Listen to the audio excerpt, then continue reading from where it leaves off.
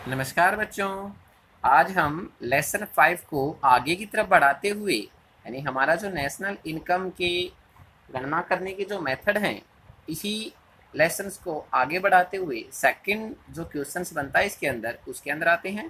यानी दोहरी गणना की समस्या क्या होती है और इसको विस्तार पूर्वक समझाइए।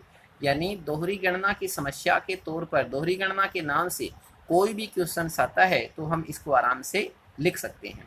बड़ा क्वेश्चन आता है, 4 मार्क्स का आता है, 6 मार्क्स का आता है, तो हम इसको आराम से लिख सकते हैं। और यदि ये 2 मार्क्स के अंदर आता है तो फर्स्ट लिख सकते हैं कि इसका मीनिंग क्या है। ठीक है, तो प्यारे विद्यार्थियों, let we start question number 2। इसके दोहरी गणना का मतलब क्या होता है, इसका मीनिंग है सबसे पहले, यानी उत्पाद विधि द्वारा राष्ट्रीय आय का अनुमान लगाने के संबंध में दोहरी गणना की समस्या उत्पन्न हो सकती है। जब हम राष्ट्रीय आय का अनुमान लगा रहे हैं उत्पाद विधि से तो कौन सी गणना हो जाती है, दोहरी गणना की समस्या पैदा हो जाती है। दोहरी गणना से अभिप्राय किसी वस्तु के मूल्य की गणना, किसी वस्तु का जो मूल्य है उसकी जो काउंटिंग होनी है वो एक बार से अधिक हो जाती है। यानी एक वस्तु को एक से अधिक बार गिन लिया जाता है, वही तो हमारी दोहरी गणना है। और यदि ये 2 मार्क्स का क्वेश्चन आता है तो इतना ही क्वेश्चन हम लिख सकते हैं या यहाँ से स्टार्ट कर सकते हैं। दोहरी गणना किससे अभिप्राय है किसी वस्तु के मूल्य की गणना एक बार से अधिक करना, दोहरी गणना की समस्या कहलाता है। बस ये 2 लाइन्स हैं लास्ट वाली, ये भी लिखकर हम 2 मार्क्स आराम से प्राप्त कर सकते हैं। अगर ये 4 मार्क्स 6 मार्क्स में आ जाता है तो इसको कंप्लीट लिखना है। अब इसका एग्जाम्पल जो हमने पिछले वाला वीडियो बनाया था उत्पाद विधि, वही एग्जाम्पल यूज़ किया है। यदि आपने उसको अच्छी तरह यूज देखा होगा, अच्छी तरह सुना होगा, तो आप इसको भी अच्छी तरह पढ़ सकते हैं। उदाहरण के लिए एक किसान 1 क्विंटल गेहूं का उत्पादन करता है। एक किसान 1 क्विंटल गेहूं का उत्पादन करता है और उसे एक आटा मिल को बेच देता है। प्यारे विद्यार्थियों समझो, एक किसान ने गेहूं का उत्पादन किया 1 क्विंटल का और उसको किसको बेच दिया भाई, आटा मिल को बेच देता है। मान लीजिए किसान गेहूं बेचकर 400 रुपये प्राप्त करता है। गेहूं बेचकर किसान को कितने मिल गए भाई, 400 रुपये प्राप्त करता है, तथा उसका गेहूं के उत्पादन पर कोई खर्च नहीं होता। 400 रुपये का जो गेहूं बेचा है उस पर उसे कोई भी खर्च नहीं आया, ये मान के चलते हैं।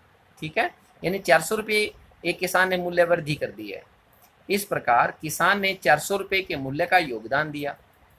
लेकिन आटा मिल के लिए गेहूं मध्यवर्ती वस्तु है और किसान के लिए अंतिम। किसान ने अपनी वस्तु बेच दी है तो किसान के लिए तो अंतिम वस्तु हो गई भाई। लेकिन अभी अभी आटा मिल वाले ने तो खरीदी है, तो इसने तो अभी इसका मॉडिफाई करना है, तो उसके लिए क्या है, ये मध्यवर्ती वस्तु है। अब आटा मिल में गेहूं को मैदा बना दिया जाता है तथा उसे 600 रुपये में बेकरी वाले को बेचा जाता है। बेकरी वाले को के पास जो बिस्कुट्स और हमारे ब्रेड वगैरह बनाते हैं उसको बेकरी वाले बोलते हैं। ठीक है, बेकरी वाले को बेच दिया जाता है। अब मैदा आटा मिल वाले के लिए तो अंतिम वस्तु है, क्योंकि आटा मिल वाले ने बेच दिया मैदा तो उसकी क्या हो गई, ये अंतिम वस्तु। लेकिन बेकरी वाले के लिए तो क्या है, ये अभी मध्यवर्ती वस्तु है, क्योंकि इसने तो अभी मॉडिफाई इसके अंदर करना है। अब बेकरी वाला मैदा से डबल रोटी बनाता है और दुकानदार को 800 रुपये में बेच देता है।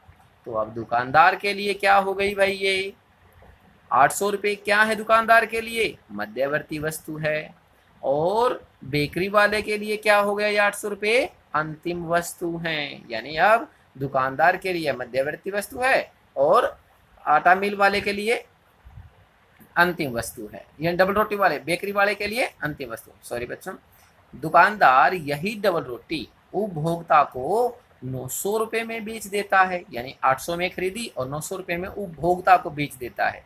लेकिन आपको पता है उपभोक्ता इसको अंतिम बार खरीदता है, इसके अंदर और मूल्य की वृद्धि नहीं होनी। तो इस प्रकार 900 रुपये अंतिम मूल्य हैं। 900 रुपये क्या है भाई, अंतिम मूल्य है। इसके बाद दुकानदार जब ये उपभोक्ता को बेच देता है तो वो उसको प्रयोग कर लेता है और उसके आगे इसका जो मूल्य वृद्धि है वो रुक जाती है। तो गेहूं का अंतिम मूल्य कितना होना चाहिए भाई, 900 रुपये। इस प्रकार उत्पादन का मूल्य इस प्रकार होना चाहिए। आपने देखा होगा कि उत्पाद का मूल्य पहले वाले ने 400 का बेचा क्योंकि उसके लिए अंतिम वस्तु थी।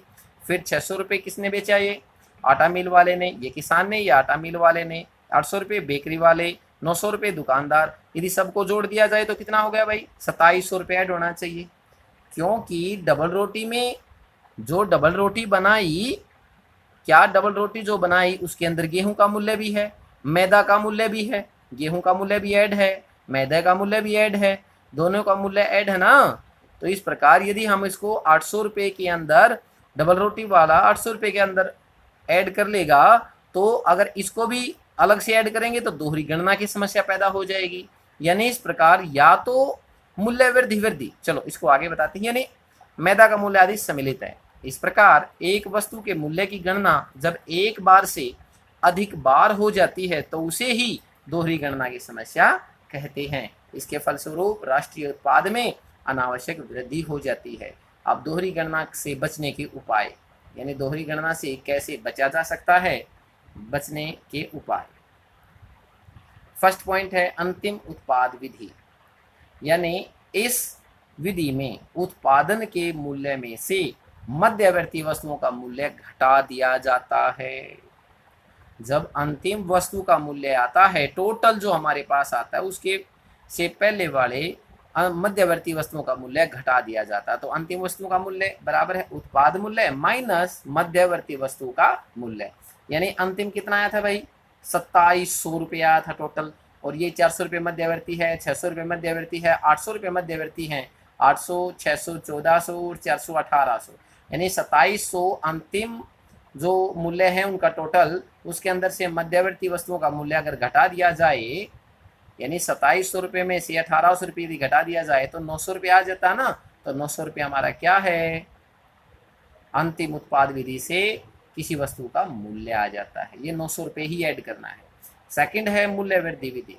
उत्पादन की प्रत्येक अवस्था में प्रत्येक फर्म द्वारा वस्तु के मूल्य में कितना मूल्य जोड़ा गया है, यानी कितनी मूल्य वृद्धि हुई है, उसकी गणना करके भी इससे बचा जा सकता है। जैसे मूल्य वृद्धि द्वारा वस्तु का अंतिम मूल्य 400 रुपये फर्स्ट किसान ने बेचा, 200 रुपये उसके अंदर इंक्रीज किया मैदा वाले ने, 200 रुपये उसके अंदर इंक्रीज किया बेकरी वाले ने, 100 रुपये दुकानदार ने इंक्रीज कर दिया। जितना पैसा इंक्रीज हुआ है केवल वो ही ऐड कर दो।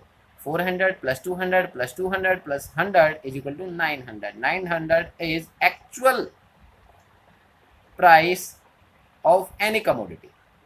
ठीक है, तो 900 रुपये यदि हम ऐड करेंगे तो दोहरी गणना से हम बच सकते हैं। और यदि इनको बारी बारी सभी को ऐड कर दिया, इन सभी को हमने ऐड कर दिया, तो दोहरी गणना की समस्या में हम पढ़ सकते हैं। तो प्यारे विद्यार्थियों, इस प्रकार दोहरी गणना से हम दोहरी गणना की समस्या से बच सकते हैं। तो इस प्रकार हम इस क्वेश्चंस को आसानी से लिख सकते हैं। 4 मार्क्स 6 मार्क्स के अंदर इसको आप अपने शब्दों में लिख सकते हैं। तो प्यारे विद्यार्थियों, अपनी तैयारी करते रहें और हमारी नेक्स्ट वीडियो की प्रतीक्षा करें। जल्दी हम नेक्स्ट वीडियो डालेंगे। तब तक के लिए have a good day, have a nice day.